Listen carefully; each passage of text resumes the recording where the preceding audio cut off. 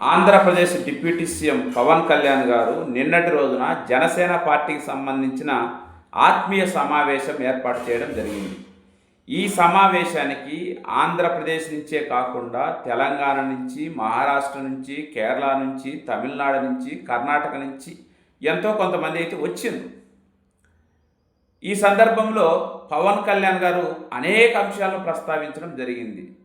సహజంగా పవన్ కళ్యాణ్ మాట్లాడేటప్పుడు స్క్రిప్ట్ కాకుండా, అంటే మాట్లాడే మాటలు స్క్రిప్ట్ అయినప్పటికీ పేపర్ చూసి పెద్దగా మాట్లాడు, కానీ దానికి భిన్నంగా ఈసారి పూర్తిగా మొదటి పదం నుంచి చివరి పదం వరకు ప్రతిదీ కూడా ఒక పేపర్లో స్క్రిప్ట్ రాసుకొని దానికి అనుగుణంగానే మాట్లాడడం జరిగింది, ప్రసంగించడం చూసినాం. సరే, ఈ స్క్రిప్ట్ ఎవరు తయారు చేస్తారు, ఎందుకు తయారు చేస్తారు అనేది అందరికి తెలిసినటువంటి వ్యక్తే. ఎందుకంటే సినిమా నుంచి వచ్చినటువంటి వ్యక్తి కాబట్టి ఖచ్చితంగా వాళ్ళకి స్క్రిప్ట్ అవసరం. ఈ మొత్తం ప్రసంగం చూసిన తర్వాత అది స్క్రిప్ట్ అయినప్పటికీ నాకు ఒకటి అనిపించింది, బహుశా పవన్ కళ్యాణ్ గారు ఇక మీదట సినిమాలు చేసే అవకాశం లేదు. ఎందుకంటే ఇంకా చేసినా కూడా ప్రజలు ఆమోదించడం కానీ ఆశీర్వదించడం కానీ సినిమాలను ఆదరించేటువంటి పరిస్థితి లేదు. ఎందుకంటే డిప్యూటీ సీఎం అయిన తర్వాత కానీ, అంతకుముందు రాజకీయాల్లోకి వచ్చిన తర్వాత కానీ, జనసేన పార్టీ పెట్టిన తర్వాత కానీ చాలా సినిమాలు తీసిండు. ఏ సినిమా కూడా సక్సెస్ కాలేదు. ఇంకా సినిమాలకు దాదాపుగా సెలవు ఇచ్చినట్లుగానే మనకు అర్థమైంది. బహుశా పవన్ కళ్యాణ్ గారు ఇక సినిమాలు చేసే అవకాశం లేదు కాబట్టి ఇప్పటి నుంచి సినిమాలు ఏదైతే చూపించాలనో దానిని స్క్రిప్ట్ రూపంలో కార్యకర్తలకు, నాయకులకు, ఆంధ్రప్రదేశ్ సమాజానికి అప్పుడప్పుడు ఈ ఆత్మీయ సమావేశాల పేరిట ఒక ఎంటర్టైన్మెంట్ ఏమైనా చేయబోతున్నాడా అనేది నిన్న మాటలు బట్టి నాకైతే కొంతవరకు అర్థమైంది. సరే, ఎవరు ఎలా అర్థం చేసుకుంటే అలా అర్థమవుతుంది. ఎందుకు ఈ మాట అంటున్నా, పవన్ కళ్యాణ్ గారు మాట్లాడినటువంటి మాటలు చాలా అంశాలు మాట్లాడినప్పటికీ ముఖ్యంగా పార్టీ సిద్ధాంతాల గురించి, పార్టీ విధి విధానాల గురించి, పార్టీ ప్రస్తుతం ఏ విధంగా నడుస్తుంది అన్నట్లు కానీ, లేదా ప్రభుత్వంలో భాగస్వామ్యమై ఏ విధంగా వాళ్ళ పాత్ర పోషిస్తున్నారని కానీ, పక్క రాష్ట్రంలో మరో తమిళ నటుడు విజయ్ పార్టీ పెట్టి ఏ విధంగా సీఎం అయినాడు అన్నటువంటి అంశం మీద కానీ, అవినీతిపై కానీ, పర్యావరణంపై కానీ, ఇలా ప్రతిపక్షంలో ఉన్నటువంటి వైఎస్ఆర్ కాంగ్రెస్ పార్టీ గురించి కానీ చాలా మాటలు మాట్లాడిండు. ఇవన్నీ చూసిన తర్వాత ఏదో అంటాం చూడండి, అంత సినిమా లేదు అని. దానికి మించి పవన్ కళ్యాణ్ గారు సినిమాలు పక్కన పెట్టేది, ఎటు ఆ సినిమా లేదు, ఈ సినిమా లేదు, కేవలం స్క్రిప్ట్ మాత్రమే మిగిలి ఉంది అనేది క్లియర్గా అర్థమైంది. ఇప్పుడు మనం ఏదన్నా ఒకటి మాట్లాడినాము, లేదు ఏదన్నా ఒకటి చెప్తున్నామంటే వాటిలో కనీసం 50% అన్న ఆచరణలో చేయగలగాలి. అధికారంలో లేనప్పుడంటే అవకాశం లేకపోవచ్చు. అధికారంలోకి వచ్చిన తర్వాత 2 సంవత్సరాలు అటు ఇటు అవుతున్నటువంటి సందర్భంలో కూడా మీరు సినిమాటిక్గా అదే స్క్రిప్ట్ చదువుతూ సమాజాన్ని, మీ కార్యకర్తలను మోసం చేయడమో ఆనందింపజేయడం అయితే మాకు అర్థం కావట్లేదు. ఏం మాట్లాడండి పవన్ కళ్యాణ్ గారు, పార్టీ సిద్ధాంతాల గురించి మాట్లాడండి. కొన్ని తీసుకుందాం. ఏదో మొత్తం 7 సిద్ధాంతాలు ఉంటాయంట.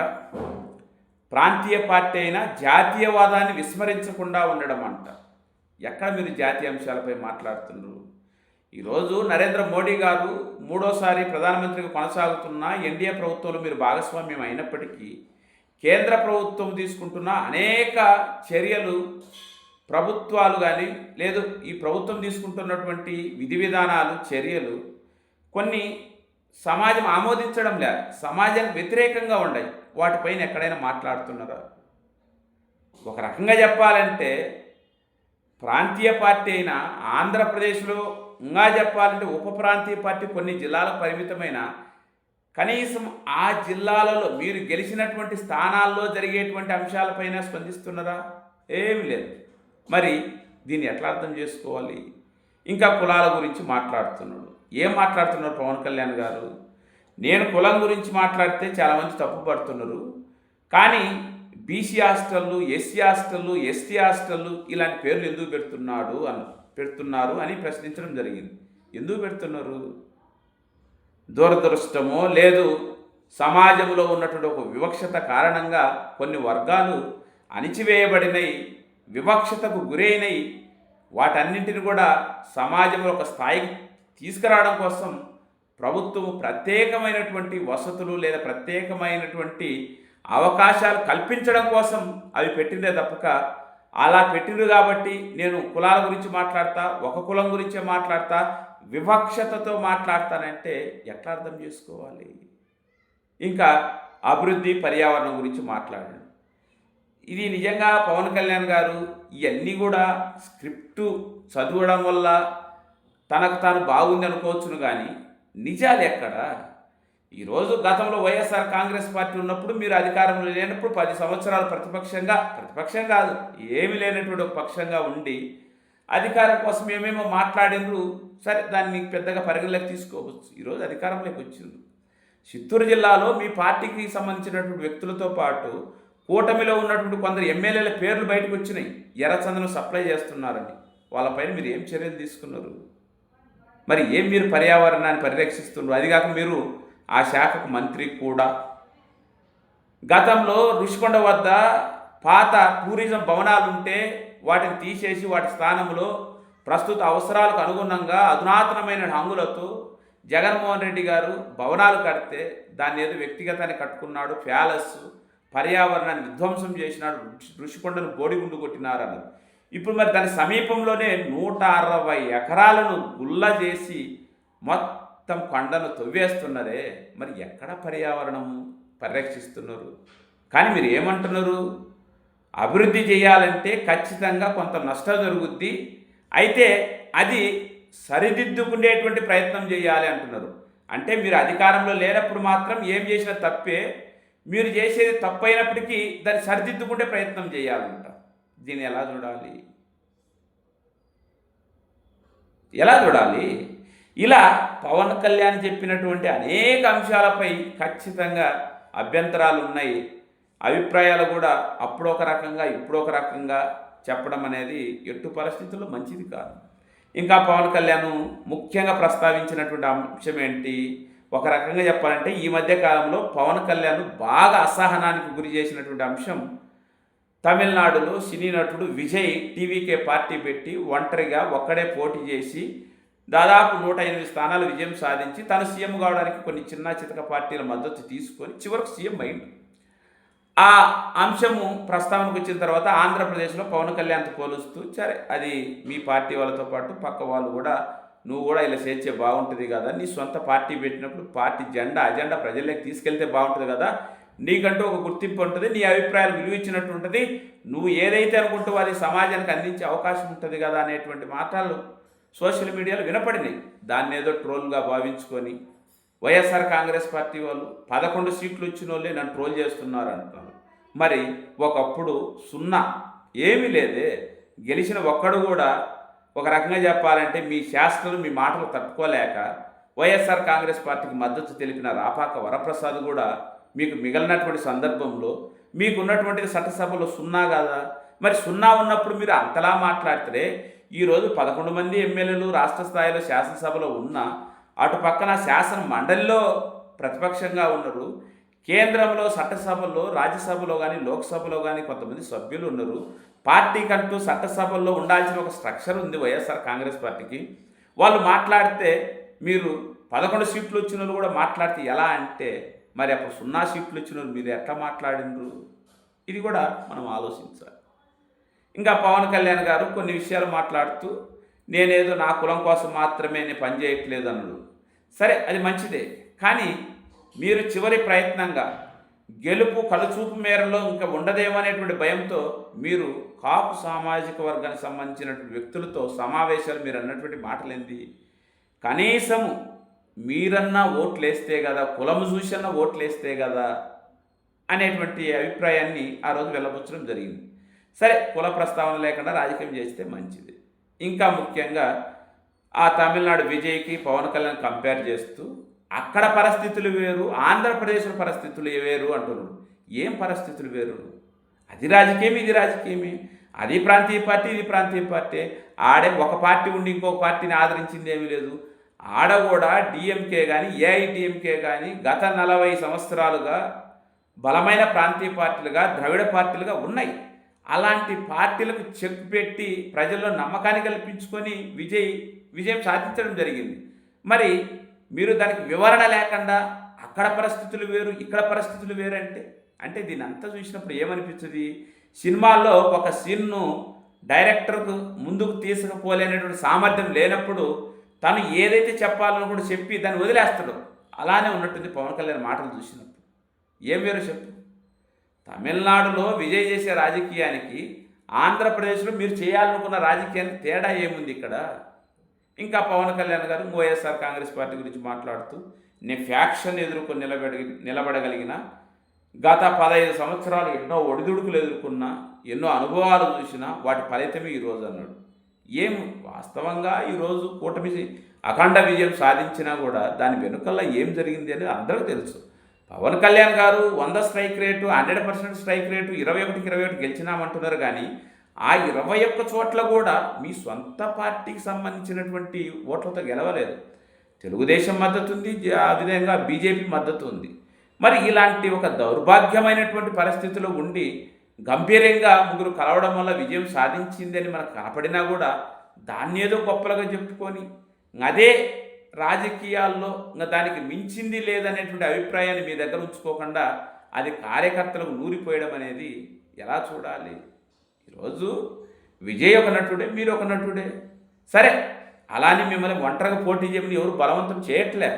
మీరు ముందే ఫిక్స్ అయిపోయారు, ఇంకా 15 ఏళ్ల పాటు ఇలానే ఉంటామని. ఉండండి, ఎవరికి అభ్యంతరం ఏముంది? ఇంకా ఇక్కడ మభ్యపెట్టే మాటలేంది? కార్యకర్తలు ఉద్దేశించి మాట్లాడుతూ మనం కూటమిలో ఉన్నాం, కానీ మన గౌరవానికి భంగం కలిగిన రోజు మాత్రం చూస్తూ ఉండమన్నారు. ఎన్ని భంగాలు జరగలేదు, మానభంగాలు జరగలేదు, అవమానాలు జరగలేదు, ఎన్ని జరగలేదండి? జనసేనలో మీరు వీర మహిళలని ఎంతో అద్భుతంగా చెప్పుకునేటువంటి మహిళల మీదనే అటుపక్క తెలుగుదేశంలో ఎంతోమంది దాడులు చేస్తున్నారు. కొన్ని చోట్ల అసలు మిమ్మల్ని లెక్కలేక కూడా తీసుకోవడం లేదు. ఇవన్నీ ఎట్లా చూడాలి? ఇవన్నీ కాగితాలకు మాటలకు మాత్రం పరిమితం. ఇంకా పవన్ కళ్యాణ్ గారు నేను పదవి కోసం కాదు, సమాజంలో మార్పు కోసం మాత్రమే రాజకీయాల్లోకి వచ్చిన, దానికోసం కృషి చేస్తున్నా, దాని ఫలితం ఇప్పుడిప్పుడే వస్తుందన్నారు. ఏం మార్పు అండి? అవినీతి లేకుండా ఏమైనా చేయగలిగినరా? మీ పార్టీకి సంబంధించిన ఒక ఎమ్మెల్యే, మొదటిసారి గెలిచినటువంటి ఎమ్మెల్యే సంవత్సరం రోజులు 100 కోట్లు సంపాదించుకున్నాడని మీ పార్టీ వాళ్ళే ఒక ప్రచారం చేస్తుంటే మీరు ఏడ అవినీతిని నిర్మూలిస్తున్నారు? ఎక్కడ అవినీతి నిర్మూలిస్తున్నారండి? ఇంకా ఫ్యాక్షన్ గురించి మాట్లాడుతున్నారు. మీరు పోటీ చేసిన ఎన్ని స్థానాలు, మీరు ఏదో రాజకీయం కోసమో సినిమాల కోసమై రాయలసీమ మీద ఒక ముద్ర వేసి ఫ్యాక్షన్ గడ్డ అనేటువంటి నినాదంతో ముందుకెళ్తున్నారే తప్పక మీరు ఎక్కడన్నా రాయలసీమలో ఉండేటువంటి 52 స్థానాల్లో పోటీ చేసి అక్కడ బలంగా ప్రచారం చేసి ఏ ఒక్క సందర్భంలోనూ ఏ ఒక్క రోజులోనూ మిమ్మల్ని ఎవరన్నా అటువైపు ప్రత్యర్థులు అడ్డుకోవడమో మీ మీద దాడి చేసిందంటే నే ఫ్యాక్షన్ ఎదుర్కొన్నా నిలబడినాననేటువంటి మాట అనొచ్చు. కానీ అవి ఏమీ లేవు కదా. మీరు ఎంతసేపు ఉన్నా ఆ గోదావరి జిల్లాల్లోని మీరు అంతా కేంద్రీకృతమై మీ రాజకీయం చేసింది తప్పక అడపాదడపంగా తప్పదు కాబట్టి కొత్త ధర్మంలో అక్కడో ఇక్కడో ప్రచారం చేసినారు. మీరు మొత్తం రాయలసీమకు సంబంధించి 2 స్థానాలు పోటీ చేసినారు, రైల్వే కోడు, తిరుపతి. ఎక్కడ మీరు ఫ్యాక్షన్ తట్టుకున్నారు? అసలు ఫ్యాక్షన్ యాడుంది? 2004 ముందుకు ఎప్పుడో ఉన్నటువంటి ఫ్యాక్షన్ పోయింది. లేనటువంటి ఫ్యాక్షన్ భూతాన్ని చూపించి అటువైపు వాళ్ళను రాజకీయంగా ఏదో సమాజంలో చెడు అభిప్రాయాన్ని కలిగించాలనే ఒక దురుద్దేశమే తప్పక వాస్తవాలు ఎక్కడుండే ఇక్కడ పవన్ కళ్యాణ్ గారు. ఇలా పవన్ కళ్యాణ్ గారు మాట్లాడిన ప్రతి అంశం కూడా డొల్లా తప్పక ఏమీ లేదు. ఒక్కటి కూడా ఆచరణలో లేదు, భవిష్యత్తులో అమలు చేస్తారని కూడా లేదు. మాటలు మాత్రం స్క్రిప్ట్ రూపంలో బ్రహ్మాండంగా పండిస్తుండ్రు. ఈ స్క్రిప్ట్ బహుశా సినిమాల్లో అయితే ఆదరిస్తారే కానీ నిజ జీవితంలో రాజకీయాల్లో ఎవరు ఆదరించరు, ఖచ్చితంగా ఆదరించరు. ఎందుకంటే పవన్ కళ్యాణ్ గురించి ఒక క్లారిటీ ఉంది ప్రజలకు. ఎన్నికలకు ముందు తాను అధికారంలో లేనప్పుడు ఏం మాట్లాడిండు, అధికారంలోకి వచ్చిన తర్వాత ఏం మాట్లాడుతున్నాడు అనేటువంటి క్లారిటీ అందరికీ ఉంది. అలాంటి పరిస్థితుల్లో మీరు మాయ చేయడం కోసం జనరల్గా మీ సినిమాల్లో మీరు రాజకీయాల్లోకి వచ్చిన తర్వాత సందర్భం కాకపోయినా కొన్ని సన్నివేశాలు రాజకీయ ప్రత్యర్థుల మీద వ్యంగ్యంగా, వెటకారంగా, లేదు వాళ్ళ అవినీతి పరులని, గూండాలని, ఫ్యాక్షనిస్టులని ముద్ర వేయాలనేటువంటి ఉద్దేశంతో కొన్ని సన్నివేశాలు జోడిస్తారు సినిమాల్లో అవసరం లేకపోయినా. ఇక్కడ కూడా ఇంకా సినిమాలు చేసే అవకాశం లేదు, అంత సినిమా లేదు కాబట్టి ఇంకా స్క్రిప్ట్ రూపంలో అప్పుడప్పుడు ఆత్మీయ సమావేశాల పేరిట మీరు ముందుకు రాబోతున్నారనేది క్లియర్గా అర్థమైంది. సరే, మీ పార్టీని బలోపేతం చేసుకోండి, అన్ని స్థానాలు పోటీ చేయండి, ఈ రాష్ట్రానికి సీఎం కాండి, అక్కడ మోడీ గారు ఉన్నట్టు మీరు కూడా అప్రత్యాహతంగా ఇంకా 20-30 సంవత్సరాల పాటు ప్రజల ఆమోదంతో ఈ రాష్ట్రానికి సీఎంగా కొనసాగండి. ఎవరు వద్దంటున్నారు? ఎవరు వద్దనట్లేదు కదా. మీ రాజకీయాన్ని ఎవరు అడ్డుకుంటున్నారు? ప్రజాస్వామ్యంలో సాధ్యమైద్దా? అది సాధ్యం కాదు కదా. మన విధి విధానాలు, ప్రజల ఆమోదం ప్రజాస్వామ్యంలో ఎలా ఉండాలనో అలా ఉంటే ఏ పార్టీకైనా ఏ వ్యక్తికైనా ఎవరు ఏం చేయలేరు. అలా కాకుండా మీరు పైకి మాట్లాడేది ఒకటి, మీరు చేసే రాజకీయం ఒకటి. ఇవన్నీ చూసినప్పుడు ఖచ్చితంగా మీరు ఒక స్క్రిప్ట్ పొలిటికల్ లీడర్గా తప్పక మీరు ఎక్కడ కూడా నిజ జీవితంలో ఒక సాధారణ రాజకీయ నాయకుడు చేసేటువంటి చెప్పే మాటలో లేదా చేసే కార్యక్రమంగా చూడాల్సినటువంటి అవసరం లేదన్నదే నా యొక్క వ్యక్తిగత అభిప్రాయం. సరే, ఇంకా పవన్ కళ్యాణ్ గారు చాలా మాటలు మాట్లాడారు. ఏం మాట్లాడినా ప్రతి మాటలో కూడా డొంక తిరుగుడు, దమ్ము లేనటువంటి మాటలు తప్పక ఏముంది ఈడ. కరెక్ట్. ఇది నిన్న పవన్ కళ్యాణ్ గారు మాట్లాడిన ఉపన్యాసంపై నా యొక్క అభిప్రాయం. సరే, పవన్ కళ్యాణ్ మాట్లాడిన, ఆయన సంధించిన ప్రశ్నలు, ఆయన చెప్పిన సమాధానాలు, ఆయన చేసిన రాజకీయ విధానాలపై నా అభిప్రాయాన్ని మాత్రం వెల్లడించిన. ఈ వీడియో చూసేవాళ్ళు ఈ కంటెంట్పై మీ అభిప్రాయాలను దయచేసి మర్యాదపూర్వకంగా, గౌరవప్రదంగా కామెంట్ చేయండి. అది నన్నైనా లేదు ఈ కంటెంట్లో ప్రస్తావించిన వ్యక్తుల గురించి కానీ అంశాల గురించి కానీ అన్నదే నా యొక్క విజ్ఞప్తి.